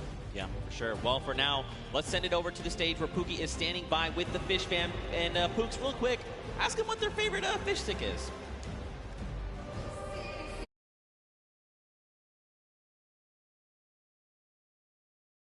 Dare I say, official. They're the first team to take a victory in the death run. I'm going to start. You were the one that essentially clutched that victory for your team. How did that feel? It felt great. Like, at first, I choked the bouncer, and I thought I choked the level as well. But then I figured it out, and I picked up the coin. I was like, wait, this is it? Let's go, baby. It definitely looked like you were in a little bit of a precarious situation there for just a second. Was your team coaching and helping you that whole time? Yeah, they kept track of the coins that we picked up. They kept motivating me, like, you got this, this is easy, we got this, we got it in the pocket and stuff. So yeah, that felt great. Awesome. Now, I'm going to come over to you, Scissors. We all know you are the veteran of death runs. You have been doing this from the very beginning. It must be an absolute honor to be here on the stage today competing, being able to help these guys out, pulling through to a victory. Are you going to continue the strategy going into the next game? We've got the strategy on lock, and obviously it's awesome, you know, helping these guys, but they're helping me win. They're the real speedrunners. Well, I mean, it is a team effort at the end of the day. All of you have picked up coins. Sand, I'm just going to go over here and talk to you really quickly. Now, I mean, this Creative Cup, what does this mean to you as, you know, a creative champion? I mean, I'm not a champion yet, but maybe, yeah. Maybe one day. Well, thank you guys so much for staying here, hanging out with me. Best of luck in the next run. Zeke, back to you guys. Look at that, the Fish Fam ready to go back in. They're already getting their heads back in the game. Also, great pun, Pookie. Also, I'm upset with you that you think this is all about me. What is wrong with you? All right, though, anyway, what kind of takeaways do you think these players can make heading into the next game? Well, the takeaway that I take out from that is that they were all supportive. The interview, they said they were supporting each other, keeping track of the coins, and pushing their Suzu ahead, making sure that they're encouraging him. But for everybody else, I think the takeaway is, how do we beat that leap of faith? Yeah. That's the one that everybody's gotten stuck on. They've wasted a little bit of time at the double danger, but the leap of faith is really where everybody needs to close out, especially the Raven's Revenge, if they want to get that silver llama. Well, we'll have to see how things unfold for them. Very quickly, though, let's take a little break here. Let's send it down to Cam for his insight. Sundown, what you got? Zeke and Bala, and we're going to take a look at some of the kind of strategy that goes into it. But first, all of these competitors who are here, who are competing in this world run, there's a so let's kind of take a look in and how these competitors prepare for what was a world premiere and first appearance ever. Let's take a listen in and how these guys are talking and getting ready for the match.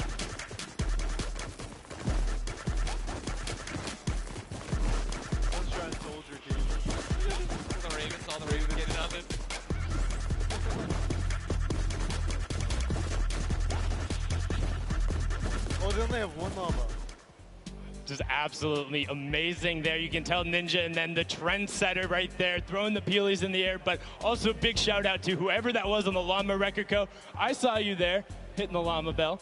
I got you. But now let's get into some of what happened during the World Run, some of the kind of cooler straightaways and, you know, some of the tough challenges that you face. So first, right away, here's a run coming out from Chappie of the Ravens Revenge, and this was one of the first obstacles you hit. So you can see he's on pace with everyone else, but what makes this so great is how efficiently he transfers this over into the castle jump. Is barely able to delay. This is one of the toughest first things to get when you reach it. This is his first time ever seeing this jump. No problem. Hats off to you there. And then what does he do right away? Gets into the trap trigger and he's able to get them. Notice how as soon as he goes, he is quick flicking his camera back the other direction and gets all of those so consistently, able to get it. Now, we saw a smashing success on their first attempt. Unfortunately, the Cuddle Crew had a little bit of a harder time when it came to that castle jump. It's okay, this could have been my replay and I wouldn't have been lying. So many of these, they're so incredibly difficult because you think, oh, I want to maximize my height up, but you have to get it out with the correct trajectory. Now you can see Ninja able to get through the speed part of the run and then over the top. This is towards the back half, and look how well he's able to then trigger those traps and get through. But the Fish fam were the ones who were able to make that incredible run on the back of Suzu. Now this was from his first run when the Ravens Revenge were able to get it, and if you look at the timer, next time you face this, he about finished the course. So an incredible job from him to make sure he is pushing the limit with what they're able to do. And you can also see the level of communications. He knew he messed up right away,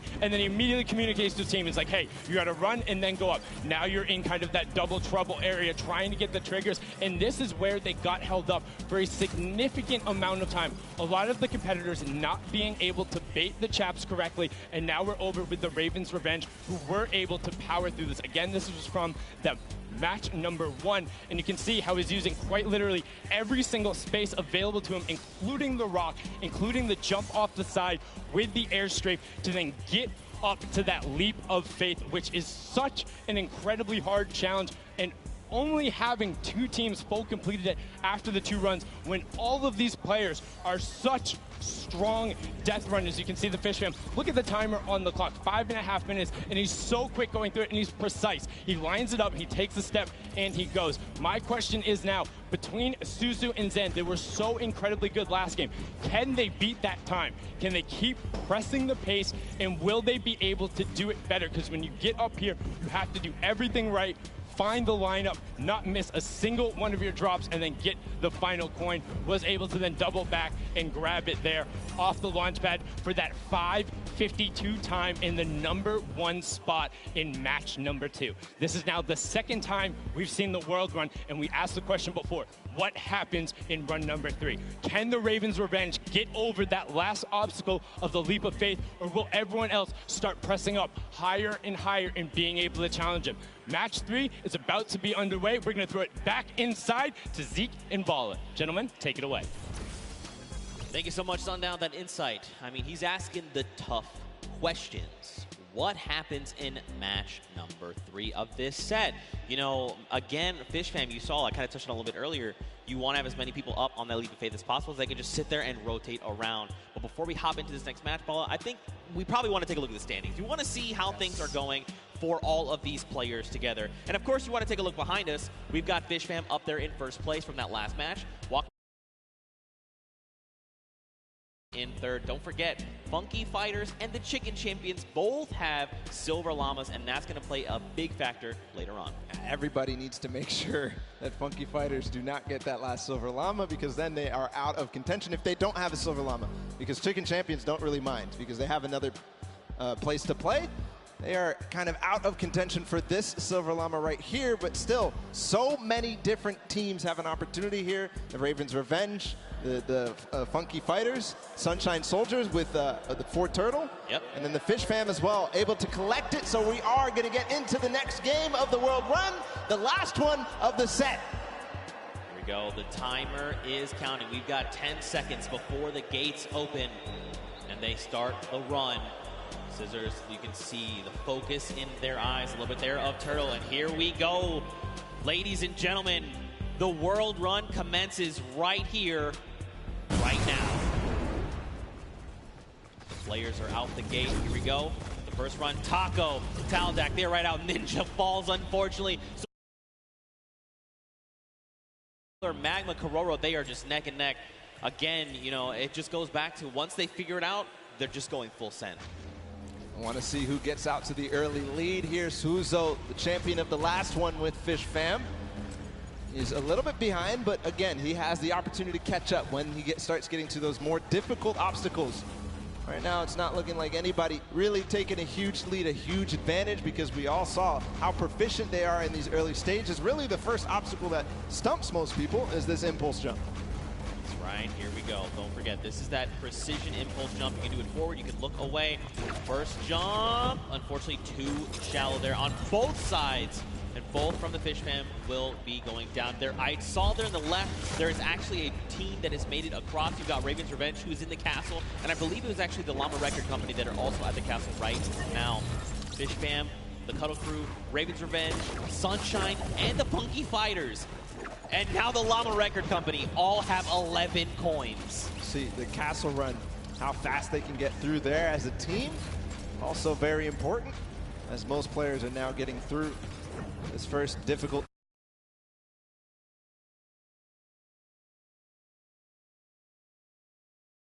Obstacle course inside the castle. If they can collect those coins fast, the players who get fastest through the castle and really collect all those coins are, in my opinion, the people who are leading the pack.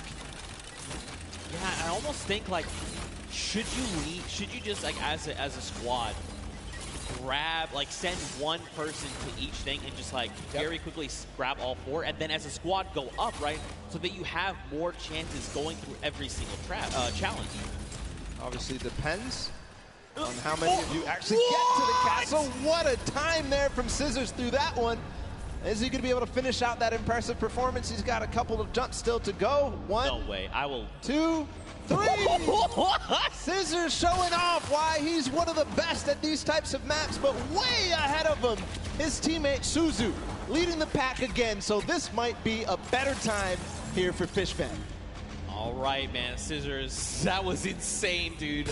Again, like, these guys are so good, right? Once they figured out, they can just do it. It's almost like muscle memory. You see Suzu here. Now, if Suzu's smart, he waits here for Scissors to get across, and then once Scissors gets across, he can start triggering the trap. He's going to opt to say, look, you know what? Let's just go. I'm trying to get the coins. We need to rack up as many and as quickly as possible, because don't forget, last lock, they still have another minute and a half going off of last game, right? If they can do it again, it's going to be huge. Waiting for the chiller on his feet to get off before he goes forward. Now he has full reign onto this one. If he one-shots this, he's putting himself in such an amazing time. He's kind of letting his team do the rest of the work. Oh, one shot here from Suzu. Is it possible? Getting through the door? No, just short. Shallow. But he did not go all the way back. He's continuing the recovery on this run. Not quite enough. Man, Suzu putting everyone in his fishbowl, saying, don't worry, fam, I've got this. Gonna jump down, first trap. Second trap, hop across, take a step back. Nice. Oh, there's actually someone else there. Is Scissors there with him? This is huge, though, if Scissors is there, because look, they can hop through together. Suzu can trigger this, and then get Scissors there where he needs to go, and then there will be two members trying to get these traps. Unfortunately, too shallow. Making the same mistake there on that bouncer. Speed pad up into the bouncer. You see he's trying to keep his back towards it so that he can make sure he hits the bouncer on the right point that he wants to. Kind of has it memorized at that moment, but a lot of teams starting to catch up right now. So, you know, starting to lose the pace that they had in the first game. Ooh, don't slide off, don't slide off. Unfortunately, slid off. Now look, Sunshine Soldiers, they're already at the 28-point mark. So are Raven's Revenge, with Fish Fam right behind them. Everyone else is tied right around 25 coins. Oh, and look, they actually sent Flytax forward. He's trying to make it to the Leap of Faith. So he's left his teammates down behind, saying, look, just gather the coins. I'm going straight to Leap of Faith. That's the 1 point we know we need. Magma up ahead as well for the Raven's Revenge. And the record of the map by Fish Fam has gone past. That was 5 minutes and some. And we're now down to 5 minutes left total. Magma making sure that he makes this jump. He doesn't want to waste time. I think he might have the confidence here. Just got to bounce off the wall. No. Short. Not yet all the way through. If he can do this, he is clinching himself that Silver Llama. Stewart, okay. Yeah, these momentum jumps, very difficult, or neo jumps as they're also called. You gotta be really precise, really, I mean, you have to be very Stewart across the way as well. And look, you can see Suzu there too. I mean, there's so many people here that are already at the leap of faith. And look at the rest of the teams, right? Even the Funky Fighters, Little Whip, and Llama Record Company, they're at 26 coins. They're closing in on that leap of faith. Sunshine Soldiers adding their name to the hat of people who are trying the leap of faith. Stewart, not quite making it through yet. Magma right now feeling a bit of frustration. He feels the pressure. He knows that he has to try to make this, try to get this last coin ahead of anybody else. Clytax has joined the fray as well from Cuddle Crew. So you can see too, like Clytax is, while Stewart is using his camera, while you jump forward, you whip your camera in the direction you want to start moving. Clytax is doing the opposite. He's actually just using the momentum from his movement abilities, just like his keys, to get him where he needs to go, not even touching his camera at all. Two different ways to approach it. They're both about the same. It just depends on which one you're more comfortable with. Magma here. He's in a good spot. Great ricochet there. All right, just take it easy. Nice. All right, good Almost. Land. The tires? He's just going for it. Yes. He's just going for it. Could he be the first one? No, Sunshine Soldiers have actually already done it with a 623, and Raven's Revenge there with the 636. So Sunshine Soldiers sneakily got it, but still a great time from them. Don't forget the first round, they were the only ones at 29 coins. What a close race, though. All four teams who were up there on the leap of faith have now completed it. The Cuddle Crew still need one more coin to actually finish the entire thing. Clytax feeling a little bit of pressure. He needs to start supporting his teammates. And then the Llama Record Company sitting at 27 right now. I think this is one of the first times we've seen them towards this double jeopardy, towards closer and closer, edging their way at the leap of faith. The Cuddle Crew have completed, meanwhile, just past 7 minutes. So the standings right now are shaking up with all of these teams being so close together. Can't wait to see where it is. Still, every single placement here matters. Chicken Champions, Funky Fighters, Little Whip Warriors, and the Llama Record Company all at 27. Who is going to come out on top in this four-way race? And don't forget, this really does make a difference, right? They're all competing for prize money, so being able to come out ahead of another team, that's going to secure you more of that pot, so they have to be very careful, right? They have the 2 minutes left, but man, to see all these other teams, 4 of them already get that third coin. Like, you know, we saw that first game, it was like, oh man, Raven's Revenge, you only win at 29 coins, everyone else is not even close. Second game, the story is Fish Fam and Funky Fighters. Now, we've got 4 teams that have gotten that 30th coin. Insane, especially how close it is. Like, even look at Raven's Revenge and Fish Fam, right? Just a few seconds difference. And all that could mean a huge amount when we look at the standings at the end of the match. But meanwhile, nobody yet up to that leap of faith. Oh, actually, Kuto. But we saw him finish the game last time for the Funky Fighters. See if he can do it again. He's got 1 minute and 15 seconds to do it. Came in second, just behind the Fish Fam in their record-breaking run. Can he do it now? All pressure on him. And I mean, you gotta look, right? All of his other teammates are still being eliminated, right? They're trying to get up there because, again, just more shots you can take at the leap of faith, the better, right? The more chances you have of securing that 30th coin. So many teams are approaching this leap of faith now. You can see in the background, there's at least 3 teams up here total. Could be also some players who have not yet finished the map from the other teams. As Chappie sits there, Chicken Champions making their approach. I'm wondering, Kororo, if you do this last one, you are going to beat out the Funky Fighters. And that could mean huge placement in terms of the prizing at the end of this. 30 seconds to go. All right, wait, he's made it. Okay, look back down. Okay, it's fine. Small jump. Got it. Last. There you go. So the Funky Fighters finish up ahead of the Chicken Champions. Kororo, fortunately, is going to fall shy. But at 29 coins and 5 seconds remaining, I think that's going to be the end there for this. These are the standings as they are. The Chicken Champions come out there. And what an amazing run it was. Wow, 6 teams. 6 teams secured themselves the 30th coin. night and day situation coming out of that first World Run we got to witness. But look, smiles all around.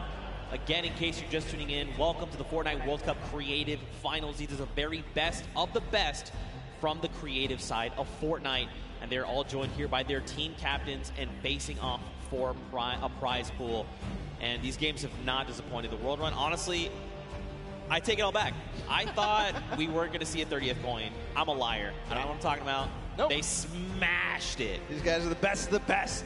Fish Fam, Raven's Revenge, these guys showed up hard on this World Run. Absolutely incredible performances, 2-time finishers all the way through. And now we also have to be able to think about what these standings are going to look like at the end of the day, because it was close, right? Raven's Revenge, that first one, and then getting second, and then getting second again, could mean that they are in contention for that first place here in this set.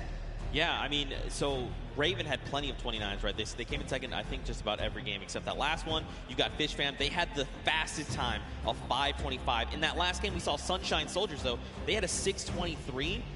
So it depends where they place in those other matches, right? What does that mean for all these standings? Don't worry, we're tallying everything up. We're breaking it all down, and we'll have that for you as soon as we are ready to do so. But man, the World Run was dope. It was so super fun. It was like we were like casting golf. Like, oh, takes a shot, and he sinks it. Sinks it first. Absolutely crazy. The tension at the end when everybody realized that they needed to make that last jump was just awesome to feel. The crowd was feeling it too when you made it towards that last one, when they finally made it through that last tire, or making their bounce all the way through, just like flying through the sky for that last coin. Felt good. It's got to feel good for these guys. Yeah, and I think, too, being able to just, like, key in on different players, right? It wasn't like it was 4 Turtle. We saw in that first run was dumpstering everybody else. Then it was like next game, there was different people that were really showing up. Even that last game, right? Scissors, the straight back-to-back just crushed 3 or 4 obstacles in a row. It was insane. But for now, let's go ahead and send it over onto the deck with Pookie Face. She's standing by with the Sunshine Soldiers. So, Pooks, what you got? Hello, Zeke. I am down here with the... They're the most adorable team, in my opinion.